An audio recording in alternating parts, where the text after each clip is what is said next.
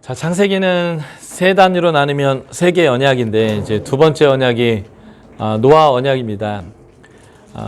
처음에 하나님이 아담과 언약을 맺은 것처럼 노아와 언약을 맺으시면서 세상을 다시 한번 창조하신 사건이죠. 아담은 첫 번째 인류라고 한다면 노아도 순서적으로는 첫 번째는 아니지만 모든 인류를 진멸한 다음에 하나님이 새롭게 세상을 만들어 가실 때에 그 첫 번째 아버지라고 볼 수 있어요. 그러니까 신인류이죠. 노아는 성경에서 나오는 첫 번째 남은 자이기도 합니다. 하나님은 남은 자를 통해서 세상을 구원하시고 재창조하시는데 노아가 바로 그 사람이고요. 남은 자의 아주 중요한 특징은 의인이고 순종한 사람이라는 거. 그러니까 지금 이 시대 때 우리가 하나님의 남은 자들이에요. 하나님이 뽑아서 골라놓은. 그래서 우리가 순종하고 우리가 하나님 앞에서 의롭게 산다면 이것이 이제 이 땅 가운데 하나님 나라가 오게 하는 데에 참여되는 아주 중요한 모습이다라고 볼 수 있겠습니다. 창세기의 구조 중에 두 번째 부분이죠. 6장부터 9장까지의 부분이 바로 이 노아 언약과 하나님의 재창조의 부분인데요. 하나님이 심판하시는 것과 다시 창조하는 것까지가 하나의 패턴으로 6장부터 9장까지 이제 되어져 있는데 6장이 하나님의 심판을 할 수밖에 없었던 이유가 뭐냐면 3장에서 쫓겨난 다음에 하나님은 찾아오셔서 생육하고 번성하게 했고 농사도 이루어지게 했고 예배도 받으셨음에도 불구하고 죄에는 관성이 있었어요. 관성의 법칙이 그거잖아요. 막 달려가던 사람 갑자기 있으면 갑자기 서지지 않고 더 이렇게 밀려나가는 거죠. 하나님이 이 가인에게 예배를 받지 않았던 이유는 본문이 그렇게 얘기하고 있어요. 네가 선을 행하였다면 어찌 낯이 들지 못하겠느냐. 안색이 변했다는 뜻이 뭐냐면 고개를 떨궜다는 단어예요. 이렇게 이제 빛을 받고 있는 제 얼굴을 제가 고개를 떨구면 여기가 어두워지거든요. 그러니까 고개를 떨군 거예요. 그때 하나님이 찾아오셔서 야, 네가 선을 행했으면 어떻게 네가 고개를 못 들겠니? 죄가 너를 원한다. 잡아먹기를 원하는 거죠. 죄가 우리를 지배하기를 원하는 거죠. 그러나 너는 죄를 다스릴지니라 라고 하면서 이 가인에게 말씀하셨어요. 이 말을 다르게 표현하면 이런 거예요. 내가 왜 네 예배를 안 받고 싶겠니? 받고 싶어. 근데 네 예배를 계속 받아주니까 네가 계속 괜찮은 줄 알고 죄를 짓더라. 그래서 내가 안 받기로 결정했어. 그런데 안 받는 이유가 뭐냐면 네 예배 꼭 받고 싶어서. 본문에 이렇게 되어 있어요. 네가 죄를 다스리지 않으면 문 밖에 죄가 엎드리느니라 이렇게 표현 나오는데 이 엎드린다는 단어가 뭐냐면 고양이과 동물이죠. 사자나 호랑이나 뭐 이런 표범이나 이런 것들이 사냥을 할 때 장거리 선수가 아니고 단거리 선수다 보니까요. 초식동물이 저 멀리 있는데 나 간다라고 하면서 멀리서부터 막 뛰어가진 않아요. 그러면 거의 100% 실패하거든요. 그래서 자신은 단거리 선수이기 때문에 납작 엎드려서 기다리거나 개들이 올 때까지 아니면 납작 엎드려서 이렇게 소리 없이 가요. 그러다가 내가 자신 있는 거리가 딱 되면 우리 100m 달리기 할 때 이렇게 뛰어나가기 전에 수그리는 것처럼 딱 움츠리고 있다가 파닥 하고 튀어나가요. 그 튀어나가기 전에 움츠리고 있는 상태가 죄가 네 문 앞에 엎드린다라는 표현이에요. 그러니까 이 말은 뭐냐면 네가 죄를 계속 짓는다. 네가 계속 죄를 짓는데 내가 예배 받으면 네가 계속 줘도 괜찮구나라는 생각할까 봐 내가 네 예배를 안 받았다. 그런데 지금 네가 어느 정도 수준이냐면 문 열고 나가면 걔가 너 사냥할 정도로 죄가 너를 사냥할 정도로 끝선까지 왔어. 그런데 내가 네 예배 안 받아야 되지 않겠냐. 그래서 이제라도 네가 돌이키게 하려고 내가 안 받았어. 그러니까 빨리 돌이켜. 돌이키는 방법이 뭐냐면 죄를 다스리는 거예요. 죄를 다스리는 방법은 쉽습니다. 선을 선택하면 돼요. 하나님의 성품대로 살면 됩니다. 그렇게 하라고 말했는데 이 죄의 관성이 어떻게 결론이 났냐면 돌 들어서 동생을 때려 죽였어요. 그것도 의도적으로요. 그 의도적이라는 의미가 뭐냐면 본문에 들로 가자라는 말이 있어요. 근데 이제 우리나라 성경에는 그 본문이 없지만 우리나라 성경 중에 어떤 성경들은 각주가 거기에 다 달려 있어요. 예.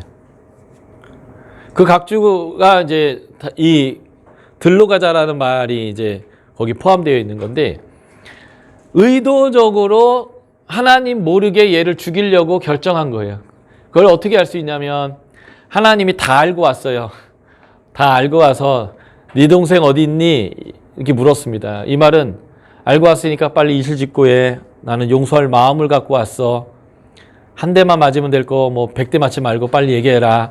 이제 이런 의미로 동생 어디 있냐 했더니 자기가 완전 범죄한 줄 알고 내가 동생 지키는 자입니까 하고 딱 발뺌하더라는 거죠. 그러니까 하나님이 바로 얘기하잖아요. 피가 지금 나한테 울부짖고 있다고. 다 알고 왔는데 무슨 소리냐 라고 하면서 그에게 이제 벌을 주는데, 농사꾼인데 그가 농사를 져도 더 이상 땅이 그에게 소산을 내주지 않는 농사꾼에게 최대의 벌이죠. 그런 벌을 주셨습니다. 그런데 가인이 말도 안 되는 소리라는 거예요. 지금 내 죄보다 벌이 더 무겁다고. 그때 하나님이 그에게 표를 주셔서 그의 벌을 경감시켜 줬습니다. 그래서 표가 뭐냐면 다른 사람이 너를 죽이지 못하도록 하는 표인데, 고대 근동에서의 가족의 의무가 몇 가지가 있었어요. 고엘 제도인데 그 가족의 의무 중에 아주 중요한 의무가 뭐냐면 내 가족을 다른 사람이 해하면 내가 그 원수를 갚는 거. 이게 그 고대 근동의 가족의 의무였습니다.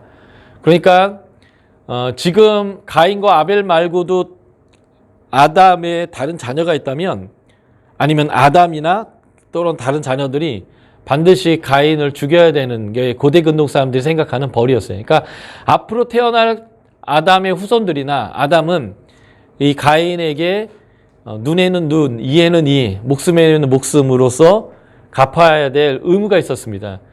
그거에 대해서 하나님이 너 죽지 않을 거야 라고 그 벌을 경감시켰는데, 그 이유가 뭐냐면 하나님께 돌아올 수 있는 기회를 주는 거예요. 여기서 죽으면 더 이상 기회가 없거든요.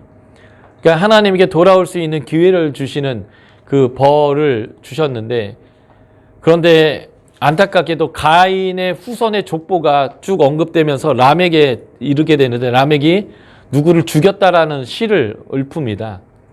근데 그 시가 이런 거예요. 가인을 위하여는 7배라면 나를 건들면 77배 벌 받을 거다. 은혜의 표였거든요. 가인에 건들면 안 된다는 표. 그 은혜의 표를 자신의 살인을 자랑하는 표로 노래하는 람에게 모습을 보여줍니다. 바로 이 4장이 배경이 돼서 6장을 읽어야 돼요. 사람들이 생각하는 것보다 악하고 결정하는 것이 다 악해서 하나님이 세상을 지었음을 후회하시고 없기로 결정하신 사건이 나오는 이유가 뭐냐면, 4장에 하나님의 은혜에도 불구하고 인간은 계속 죄악을 향해서 달려갔고, 인간이 죄악을 향해서 달려갔던 그 모습을 단적으로 보여주는 사건이 뭐냐면 하나님의 형상이 하나님의 형상을 죽이는 일입니다. 4장에 2번 나와요. 가인이 라멕이. 나중에 이제 노아의 홍수의 부분에서 하나님이 다시 언약을 맺을 때 선악을 알게 하는 나무의 실과를 먹지 말라는 것처럼, 아담에게 그 언약을 해서 그것을 하지 말라고 했던 것처럼 노아에게 하지 말라고 했던 게 뭐냐면 하나님의 형상을 해하지 말라는 거예요.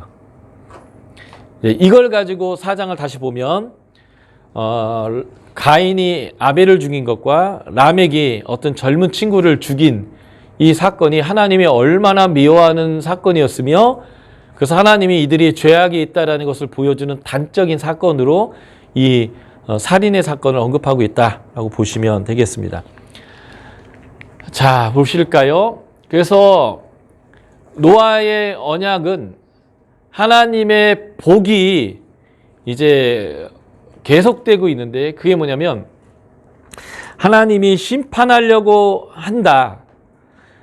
사람들이 생각이 악하고 죄악이 꽉 찼기 때문이다 라고 하는 6장의 초반 본문 직후에 바로 연결되는 게 뭐냐면, 그러나 노아는 하나님께 은혜를 입었더라 이렇게 돼요.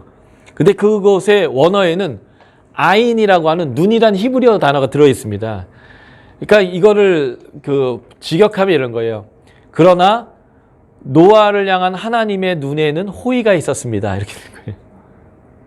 왜냐면 모든 사람들이 하나님의 법 반대로 살아갈 때에 노아는 당대 의인이었기 때문에 하나님이 노아를 봤더니 그 막 눈이 이글이글 불타고 다 죽여버리고 심판해야겠다는 하나님의 공의의 눈이 갑자기 노아를 딱 쳐다봤을 때 여기서 호의가 흘러나오는 거예요.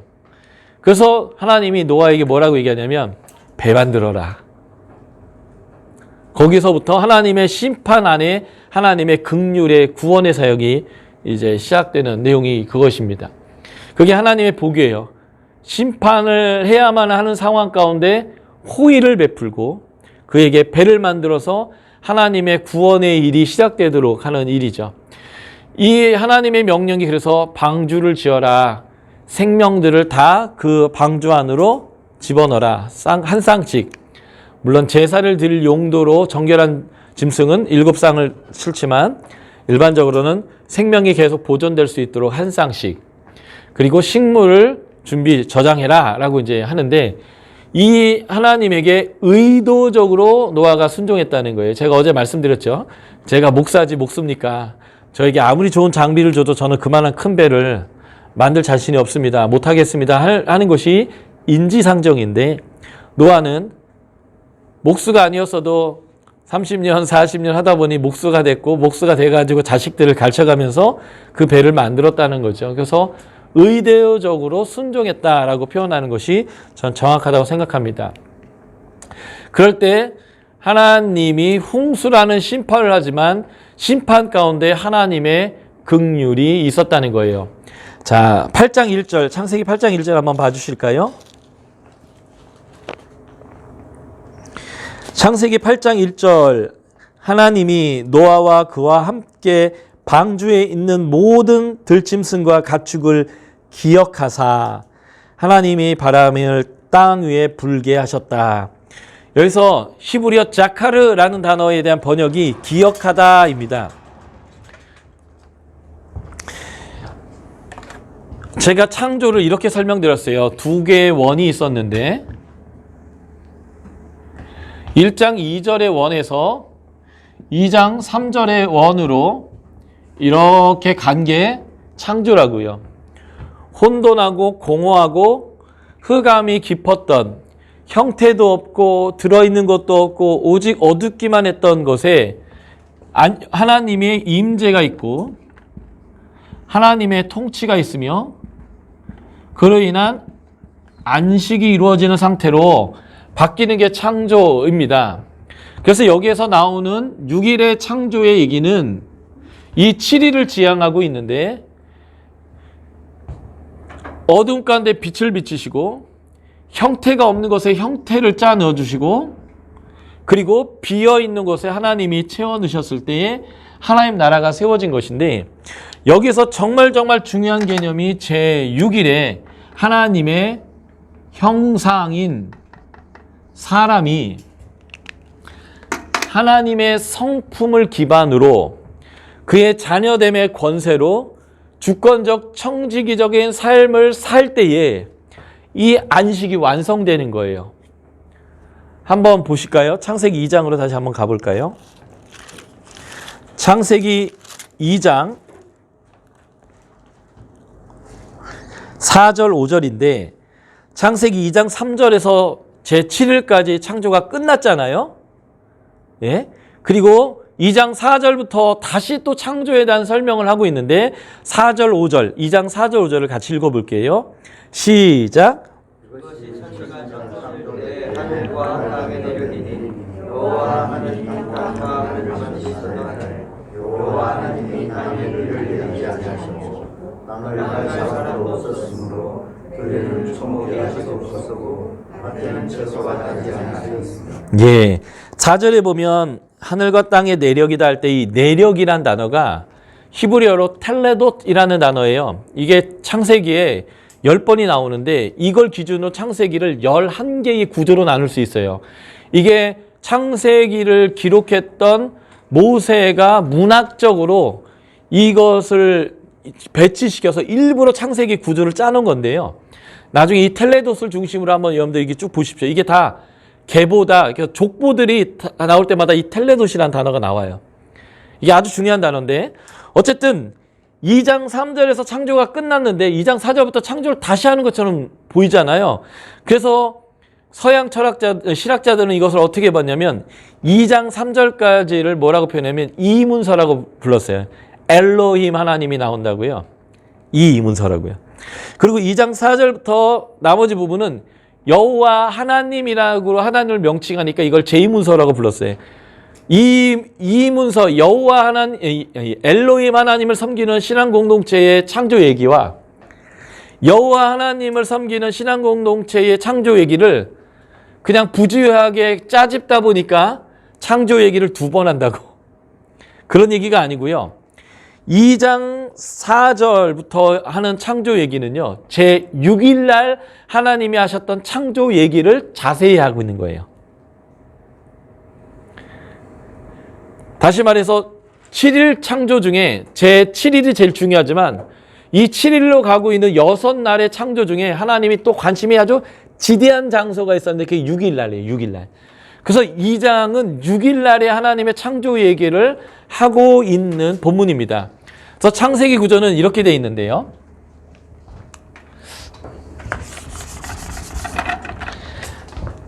하나님의 관심이 있는데 이게 전 우주예요. 전 우주 중에 하나님의 관심은요, 지구에 있습니다. 이 전 보이세요? 제가 찍은 거? 예, 사실 제가 너무 크게 찍은 거거든요. 진짜 전 우주에 보면서 지구를 표시하려면 현미경으로 봐도 안 보일 정도로 작게 찍어야 되는데 그래도 제가 표시는 해야 돼서 하나님의 관심은 여기에 있는 거예요. 그래서 우주 창조는 한 절로, 그리고 하나님은 이 전체 우주 중에 이 지구에 대한 관심을 둬서 창조 얘기를 기록했어요. 이게 1장 2절부터 2장 3절이에요. 7일 창조. 그런데 하나님의 관심사가 있어요. 그게 제 6일입니다. 이걸 이 확대 해석하는 게 2장 3절부터 끝절까지예요. 6일이죠. 근데 그 6일 창조 중에 6일에는 짐승 창조와 사람 창조 2개가 다 있거든요. 에덴 동산 얘기도 있고요. 그 중에 하나님의 관심이 무엇에 있냐면 인간, 가족에게 있어요. 그래서 이것을 확대 해석하는 게 2장 14절부터인가요? 부부, 가족의 창조에 대한 이야기. 이게 창세기 1장, 2장을 보는 구조예요. 하나님은 전체 중에 요게 관심이 있어요. 그러니까 우리 스마트폰 확대하듯이 쓱 확대해서 설명해요. 근데 난 이 7일 중에 6일에 관심이 있어요. 그러면 쫙 확대해서 그걸 다시 설명하는 거예요. 그 6일 중에 특별히 사람에 관심이 있어요. 그래서 그거에 대해서 또 쭉 확장하는 그런 과정 안에 놓여 있는 게 이제 이 창세기의 구조입니다. 그래서 지금 여기서 창조를 6일 얘기를 계속하고 있는 건데 2장 5절 봐주세요. 여호와 하나님이 땅에 비를 내리지 아니하셨고 땅을 갈 사람이 없으므로 들에는 초목이 없고 밭에는 채소가 나지 아니하였으며, 마치 창조가 완성되지 않은 뭔가 좀 부족한 2% 부족한 상태인데 그 이유가 뭐냐면 경작할 사람이 없으므로 뭔가 2% 부족한 거예요. 그래서 하나님이 사람을 만드셨어요. 그리고 그 경작할 사람을 두시고 그 사람에게 하나님의 성품을 주시고 하나님의 자녀의 자격을 주시고 주권적 청지기로 살게 하시고 그 사람이 경작하게 되니까 어떤 일이 벌어졌을까요? 이제 밭에 채소도 있고 들에 추목도 있고 이런 일이 벌어지는 거예요. 그러니까 사람이 없기 때문이라는 이 말이 되게 중요한 말이 되는 거예요. 저자의 의도인 거죠. 경작할 사람이 필요하다. 그래서 하나님의 성품을 가진 사람이 하나님과 함께 경작할 때에 제7이 완성되는 겁니다. 솔직히 말하면 하나님이 다 완성해 놓고요. 활용정점이라고 하죠. 눈 아래에다 점 하나 딱 찍어줘야 살아있는 용이 되듯이 우리 보고 차려놓은 밥상에서 숟가락을 얹으라는 거예요. 숟가락. 그리고 거기다 점 하나 네가 딱 찍고 어우 끝났다 이렇게 하도록 우리한테 해주는 거예요. 이게 인간 창조입니다. 그래서 이 7일 중에 제6일의 형상의 창조, 사람이 창조되고 하나님과 함께해야 이 안식이 제대로 오는 거예요. 이 말을 뒤집어 말하면요, 인간이 이 형상을 잃어버려요. 사단의 형상을 따릅니다. 사단의 방법을 따라요. 요한복음 8장 44절 표현대로 너희는 너희 아비 사단에게서 났으니 이 상태가 된 게 타락입니다. 그러면 이 형상이 깨어지면 이것도 깨어져요. 이것을 깨어졌던 것의 대표적인 사건이 사람이 하나님의 형상을 죽이더라는 거예요. 그들이 생각하는 것마다 악하고 그들이 결정하는 것이 악해서 세상 가운데 안식이 있는 것이 아니라 죄악이 가득했습니다. 다시 말해서 이 상태가 돼버렸어요. 세상이 혼란스럽습니다. 혼돈하고 공허하고 흑암이 깊어요. 세상이 질서가 없습니다. 세상이 아주 엉망이에요. 어둡기만 한 거예요.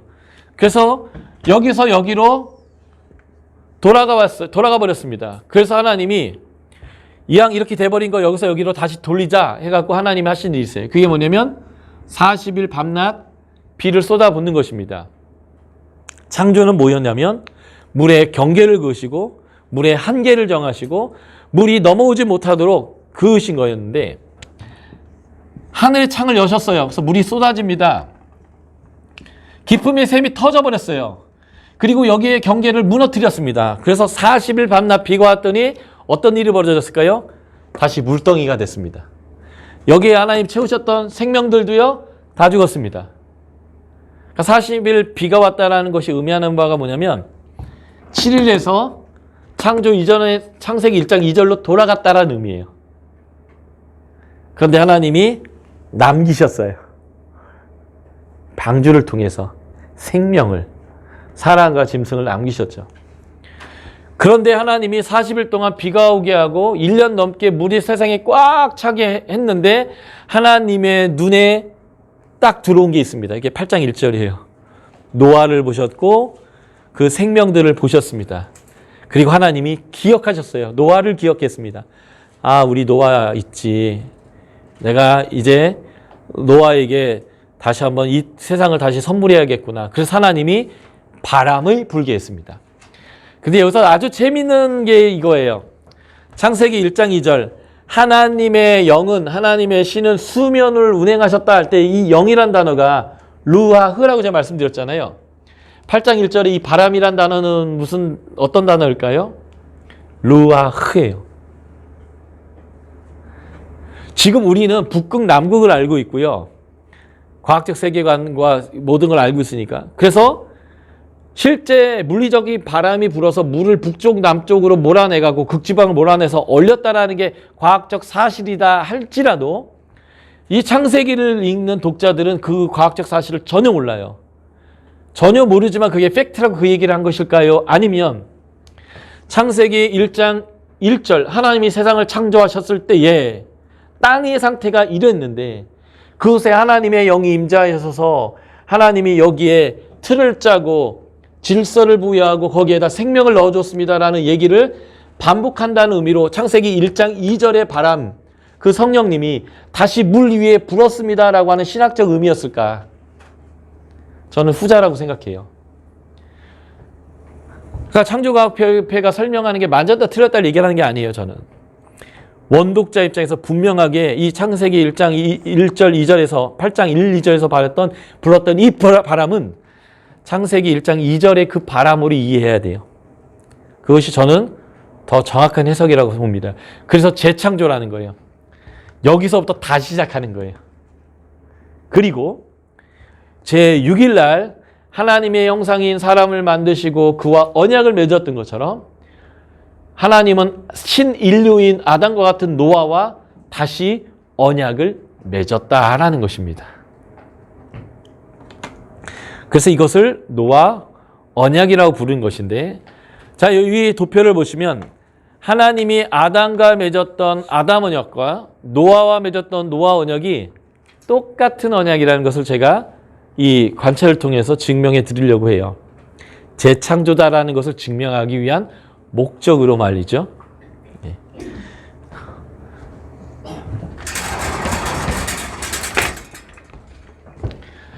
아담 언약이 창세기 1, 2장이고 노아와 내가 언약을 맺겠다라고 하면서 하나님과 노아와 맺은 언약이 8장과 9장이 나오는데 창조는 질서 부여예요. 아담과 노아 모두에게 낮과 밤, 계절, 년, 주기적 질서가 생기도록 하나님께서 똑같이 하셨습니다. 그래서 노아에게 얘기하죠.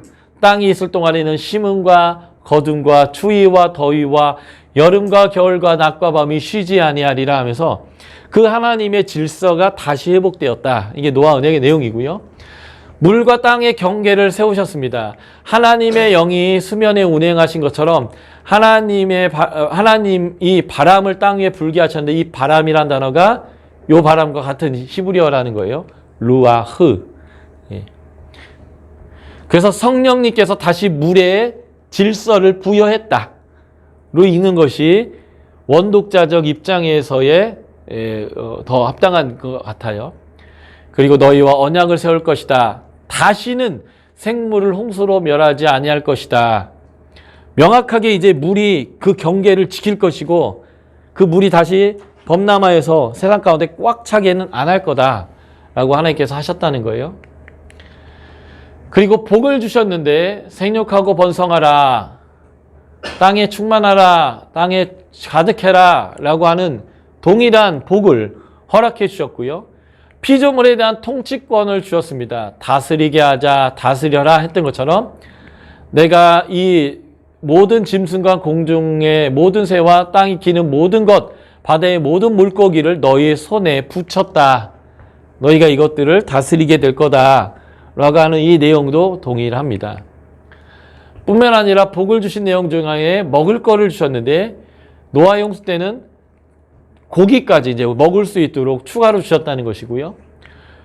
금지 명령이 나오는데 아담과의 언약은 선악을 알게 하는 나무의 실과를 먹지 말도록 되어 있다면 고기를 먹되 피채 먹지 말도록 하고 하는 금지 명령이 있습니다. 근데 이게 무엇과 연관되어 있냐면 이게 하나님의 형상인 사람의 피를 흘리는 것과 연관되어 있어요. 형상을 강조하십니다.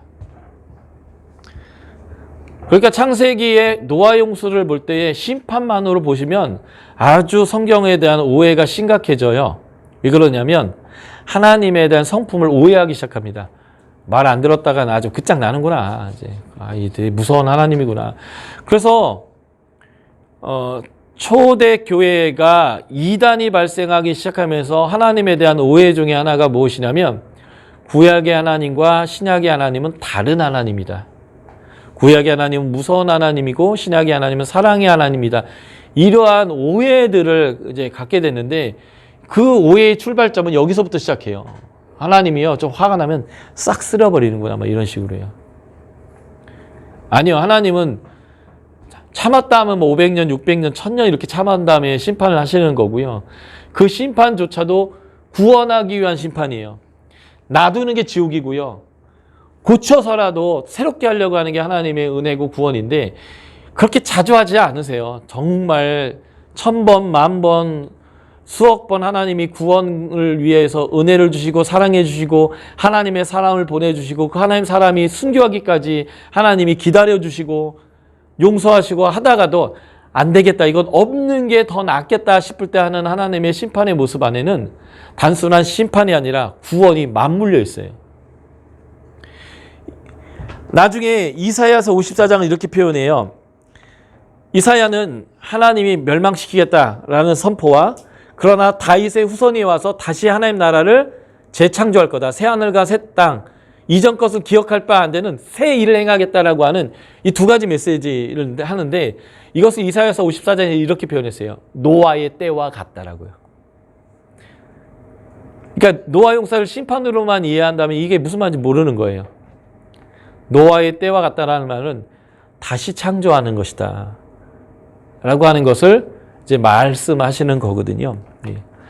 그래서 노아의 홍수는 단순한 심판이 아니라 이미 1장 2절의 상태로 사람이 타락해서 돌아갔기 때문에 하나님이 40일 밤낮 비가 와서 1장 2절 상태로 다시 돌렸다가 하나님이 다시 재창조하는 사건을 보여주고 있는 얘기가 6장부터 9장에 나오는 노아의 홍수의 얘기고 그 재창조의 얘기 안에는 아담과 맺었던 언약처럼 노아와 하나님이 언약을 맺었는데 이것은 같은 언약이다 라는 것을 우리가 기억하는 것.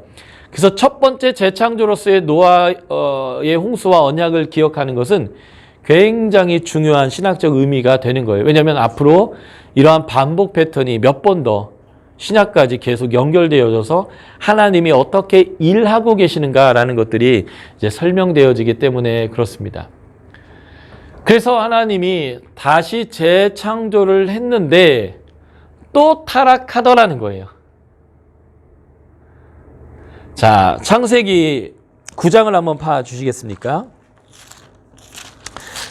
창세기 9장 18절부터 29절까지는 당대의 의인이요 완전한 자인 노아가 한 행동이라고 보기에는 참 이상하다라고 싶은 노아의 사건이 하나 기록되어지는데, 역시 노아가 술을 자시고 주사를 부리신 얘기입니다. 자, 9장 20절을 봐주세요. 창세기. 노아가 농사를 시작하여 포도나무를 심었더니 포도주를 마시고 취했다. 지금 이 얘기는 뭐 얘기하고 있냐면요. 창세기 4장에서 가인이 경작했다라는 말과 똑같은 말이 되는 거예요. 노아는 신인류의 첫 번째 아버지로서 그도 농사꾼이었다. 그런데 경작이 됐다 안 됐다? 되더라. 하나님 축복이 계속된다는 얘기를 하고 있는 거예요. 그런데 노아가 술을 먹고 주사를 부린 이 사건이 나오는데, 이 사건도 우리가 원독자의 입장에서 이해하는 게 굉장히 중요하죠. 이 본문을 보면 누가 저주를 받았습니까? 누가 저주받았어요? 함이 저주받았다고 대답하시면 안 돼요. 본문을 읽으면 함이 저주를 안 받았거든요. 가나안이 저주를 받았습니다. 나쁜 짓은 함이 했는데 저주를 가나안이 받았다는 거. 이 본문에서 계속 보면 함이 아니라 가나안이 저주를 받고요. 함을 설명할 때마다 가나안의 아버지 함이라고 표현하면서 계속 가나안을 강조하고 있는 것을 우리가 이제 발견해야 합니다. 그리고 저주의 내용이 뭔지 아세요? 가나안은 셈의 종이 되어야 한다는 것입니다. 26절, 27절에 이게 반복되고 있거든요. 이것이 왜 중요한가라고 하는 것인데, 하나님이 이스라엘 민족, 이 성경을 읽어야 되는 원독자들이죠. 그들은 가나안을 정복해야 되는 사람인데, 가나안을 정복하는 이 사람들은 그 땅을 왜 정복해야 되는지, 또 정복은 가능한지, 안악자손이 있는데, 이거에 대한 그 의구심을 갖고 있는 사람들에게 왜 정복해야 되는지, 그리고 정복이 가능한지의 여부를 이 본문 갖고 설명하는 거예요. 족보의 10장에 보면 함의 족보가 나오는데, 10장 6절 보세요. 함의 아들은 구스와 미스라임과 북과 가나안이다. 가나안은 넷째 아들이에요. 그리고 노아의 홍수 때는 딱 8명, 4쌍의 부부만 있었기 때문에 홍수가 끝나고 나온 다음부터 애들을 임신하고 애들을 낳았을 것인데, 그래서 넷째까지 낳으려면 몇 년이 걸릴까요, 보통? 그냥 애가 나온 그 다음날 바로 임신해갖고 바로 또 이렇게 할 수 있나요? 잘 안 되잖아요, 그거는. 그죠? 예. 한 넷째가 태어나는데 적어도 7, 8년, 이렇게 빨리빨리 난다고 치면 거의 연년생 가깝게. 예. 연년생 가깝게 난다고 7, 8년이고요. 이 포도는요, 나무라고 부르기는 하지만 덩쿨성 나무여서 빨리 자랄 뿐만 아니라 열매도 빨리 맺힙니다. 7, 8년이면 포도 농사 따가지고요, 술 만들어서 먹기에는 충분한 시간이에요. 웬만한 사과나무도 7, 8년이면 열매 맺는데 포도나무는 몇 년이면 되거든요. 그런데 가나안이 뭔 짓을 했길래 왜 저주를 받을까? 가나안이 한 5살 됐다고 쳐요. 그래서 이 방주에서 나온 지 한 10년 넘었다고 쳐요. 걔가 뭔 짓을 했길래 저주를 받는가? 함이 잘못했는데 가나안이 저주받는 이 얘기는 결국 말하고 싶은 핵심은 이거예요. 가나안은 이미 저주받아서 너희의 종이 되기로 결정돼 있다. 그런 하나님의 계획대로 지금 그 가나안을 너희가 정복하는 거니까 하나님이 결정한 거고 하나님이 할 일이니까 니들의 능력이 되니 안 되니, 니네가 걔네보다 크니 작니, 무기가 더 좋니 적니, 그들은 정기군이고 너희는 뭐 군사가 아니니, 뭐 이런 거 따지지 말라는 거예요. 물 가득할 때 그냥 건너라면 건너고 적 앞에서 할례하라면 할례하고 아파 죽겠는데 걸으라면 걷고 이렇게만 해도 이기는 전쟁이니까 사실상 하나님이 이미 결정해 놓은 사실이다라고 하는 것을 설명하기 위해서 이 본문이 설명하고 있는 거예요. 그래서 저주는 함이 받은 게 아니라 가나안이 받고요. 그 저주의 내용은 너희의 종이 되는 거예요. 너희와는 싸워봐야 이길 수 없는 존재예요. 어차피 너희의 지배당할 존재라고 이 본문이 얘기하는 것이 이 9장의 후반부에 나와 있는 노아가 저주한 함에 대한 이야기인데 저주는 함이 아니라 가나안이 받고 있다는 거. 이게 이제 원독자 입장에서 가나안 정복의 확실성에 대한 설명이에요. 그러니까 6장의 네피림 얘기와 지금 이 9장의 가나안이 저주받은 이 두 얘기는 원독자 입장에서는 야, 그 땅은 우리가 정복할 수 있구나에 대한 확신을 주는 본문입니다. 어제 제가 말씀드렸죠. 노아가 순종했더니 아낙자손은 하나님이 해치우셨다고. 그러니까 아낙자손의 후손인 네피림의 후손인 아낙자손은 하나님이 해치울 건데 너희는 노아처럼 순종하면 된다고 하는 이 맥락으로 연결시켰다고요. 그 연결시켰던 가장 중요한 단초는 민수기 13장 마지막 구절 아낙자손을 네피림의 후손이다라고 언급한 이 본문이 그 해석에 대한 아주 중요한 단초가 됩니다. 그래서 창세기의 얘기를 21세기의 우리의 궁금증으로 풀어내는 게 아니라 첫 독자가 지금 가나안에 들어가기 직전에 광야에 있는데 그들이 갖고 있는 의구심에 대한 답변으로서의 창세기를 읽다 보면 6장의 홍수가 시작되게 되는 하나님의 아들과 사람의 딸들의 결혼에 의해서 네피림이 나와서 하나님이 홍수로 심판하려고 하는 얘기와 당대 의인이요 완전한 자인 노아가 술 먹고 자식 저주나 했었는 이런 얘기가 도대체 무슨 의미일까라고 할 때 이게 다 그들의 의구심에 대한 답변으로서 가나안 정복의 확실성에 대한 답변이다라고 보시면 좋겠고요. 자, 9장 18, 19절부터 10장 마지막 구절까지는 5번이나 반복되고 있는 표현이 있습니다. 그 5번이나 반복되고 있는 표현이 뭐냐면 모든 나라 민족이 셈, 함, 야베서로부터 나왔다라고 하는 표현입니다. 자, 9장 18절, 19절 같이 한번 읽어볼까요? 찾으셨습니까? 예, 같이 읽을게요. 시작. 방주에서 나온 노아의 아들들은 셈과 함과 야벳이며 함은 가나안의 아버지라. 노아의 세 아들로부터 사람들이 온 땅에 퍼집니다. 10장 32절도 읽겠는데요. 같은 내용입니다. 10장 32절입니다. 그 백성들의 족보에 따르면 노아가 젖은 족속이요 홍수 후에 이들에게서 땅의 백성들이 나갑니다.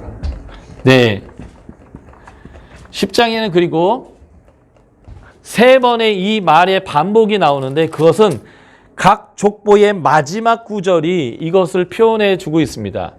10장 5절과 20절과 31절인데 10장 1에서 5절은 야벳의 족보인데 야벳의 족보의 마지막 구절 5절이 그 말을 하고 있고요.